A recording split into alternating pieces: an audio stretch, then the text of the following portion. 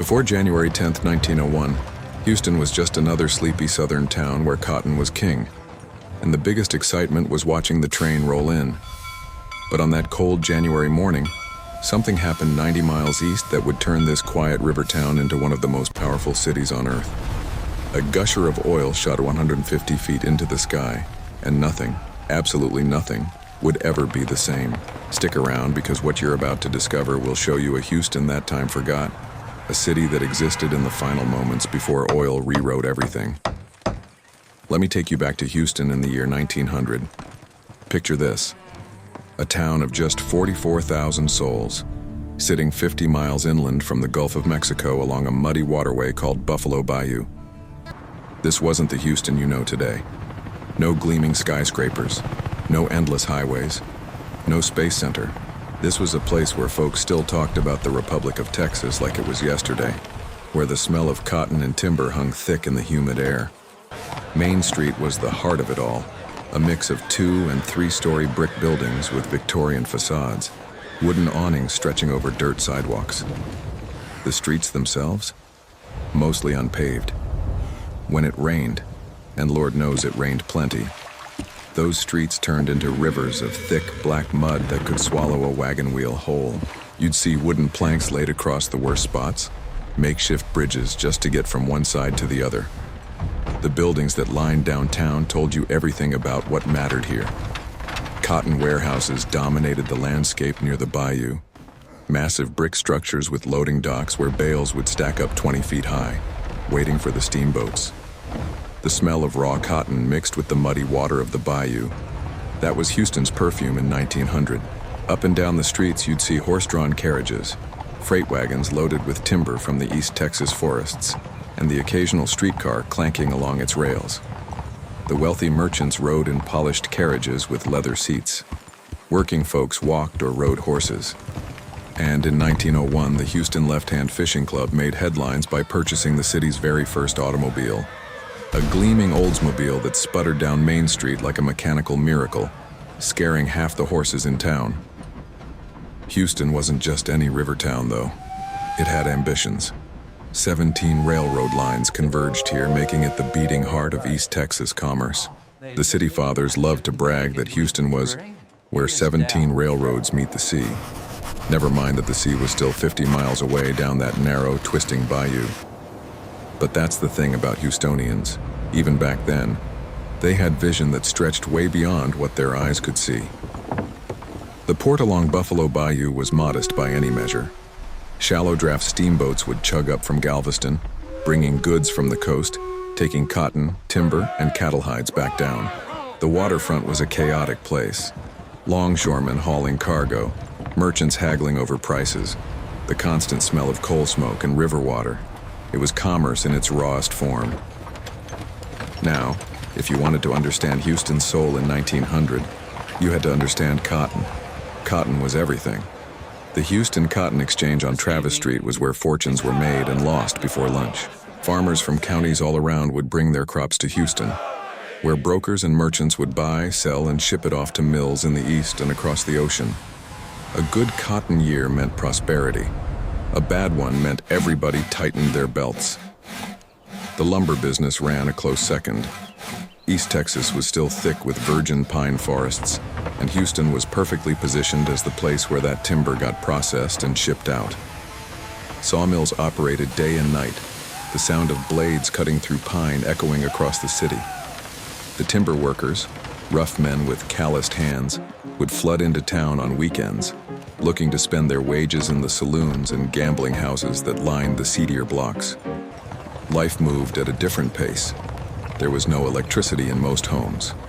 Gas lamps lit the streets at night, giving downtown an amber glow that barely pushed back the darkness. Inside people's homes, oil lamps and candles were still the norm. Ice was a luxury delivered in blocks by horse-drawn wagons. On summer days, and Houston summers were brutal, families would sit on their porches well into the night, hoping for a breeze off the bayou. The neighborhoods were divided pretty clearly.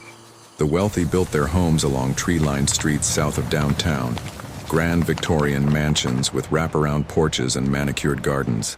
Middle-class families lived in smaller wood frame houses, many of them built from patterns ordered out of catalogs. Working-class neighborhoods clustered near the rail yards and industrial areas. Simple shotgun houses where entire families lived in just a few rooms. On any given day, you'd see the city's character in full display. Merchants in waistcoats and bowler hats, conducting business in offices with ceiling fans that barely stirred the thick air. Women in long dresses and wide-brimmed hats, shopping at dry goods stores. Children running barefoot through the streets during summer.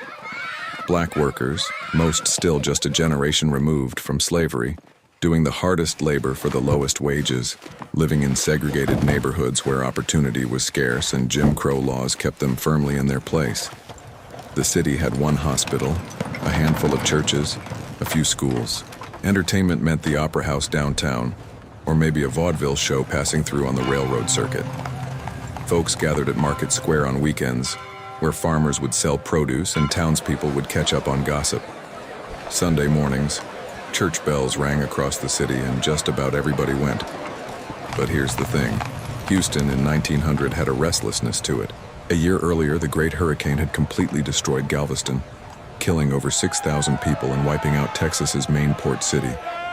Suddenly, Houston's position upriver didn't look like a disadvantage anymore.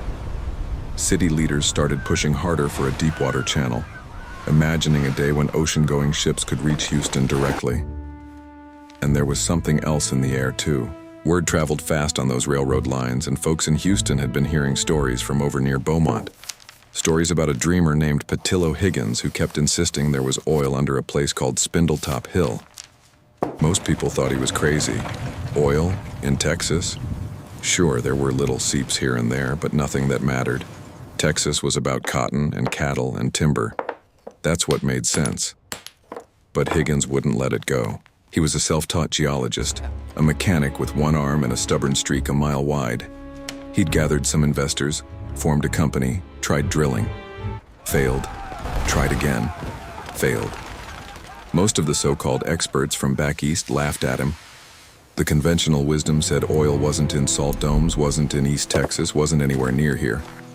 Then Higgins found an ally, a mining engineer named Anthony Lucas, an Austrian immigrant who'd made his name studying salt formations. Lucas believed Higgins might be onto something. He took over the drilling operation, brought in experienced crews, and convinced some Pennsylvania oilmen to put up the money for one more try. Through the fall of 1900 and into January 1901, Lucas and his crew fought that ground at Spindletop. The drilling was brutal. Quicksand formations, equipment breakdowns, money running low. They'd reached about 2,100 feet, deeper than anybody had drilled in that area before. On the morning of January 10th, they were down at 1,139 feet, changing out a drill bit. Then the earth spoke. It started with mud, just mud bubbling up from the hole. The roughnecks, the drilling crew, thought it was another problem, another setback. Then the mud started coming faster. Then the ground began to rumble. 6 tons of 4-inch drill pipe came shooting out of that hole like a cannon, flying into the air. The men ran. For a few minutes, everything went quiet. Then came the roar. Gas erupted first, then mud, then a column of thick, black crude oil that shot over 150 feet into the sky, higher than a 15-story building. The Lucas Gusher, they'd call it. The roar could be heard 3 miles away. Oil rained down on everything, coating the ground, the equipment, pooling in massive black lakes. For 9 days straight, that well flowed wild, 100,000 barrels a day. That's more oil than every other producing well in America combined. Word spread like wildfire. Within weeks, Beaumont exploded from a town of 10,000 to over 50,000. Prospectors, investors, roughnecks, con men, dreamers, they came from everywhere. Land around Spindletop that had been worth maybe $10 an acre was suddenly selling for thousands. Oil derricks sprouted like a forest of timber, so close together you could barely walk between them. They called it Swindletop, because the schemes and scams were just as thick as the oil. And Houston? Houston was 90 miles away, connected by rail. The city's businessmen saw what was happening and moved fast. Office buildings downtown suddenly had new tenants, oil companies with names that would become legendary. Gulf Oil, Texas Company, Sun Oil, Magnolia Petroleum, Humble Oil. They needed a place to do business, and Houston was perfectly positioned. The infrastructure was already here: the railroads, the port access, the commercial networks. Within months, Houston transformed. New buildings went up almost overnight. The first real skyscraper, the First National Bank building, rose to 8 stories in 1905, looking impossibly tall against the low-rise downtown. More followed. Investment poured in. The population started climbing. And in 1914, the Houston Ship Channel finally opened, a deep-water port that let ocean-going vessels reach the city directly. Refineries lined that channel, processing the crude that gushed from fields across Texas. The Houston of 1900, that cotton and timber town where horses outnumbered cars and most folks had never traveled more than 50 miles from home, that Houston vanished like morning fog. By 1930, the population had exploded to nearly 300,000. The skyline kept reaching higher. Oil money built museums, hospitals, universities. The city sprawled outward in every direction. Today, Houston is the 4th largest city in America, home to over 2 million people in the city proper, nearly 7 million in the metro area. The Ship Channel that was just a dream in 1900, it's now one of the busiest ports in the nation. Where cotton warehouses once stood, you'll find the world's largest medical center. Where muddy streets dead-ended at the bayou, an endless network of highways carries millions of cars. The oil industry that started with that gusher at Spindletop built an empire, not just in Houston, but across the entire Gulf Coast. So what should I reconstruct next? Let me know in the comments.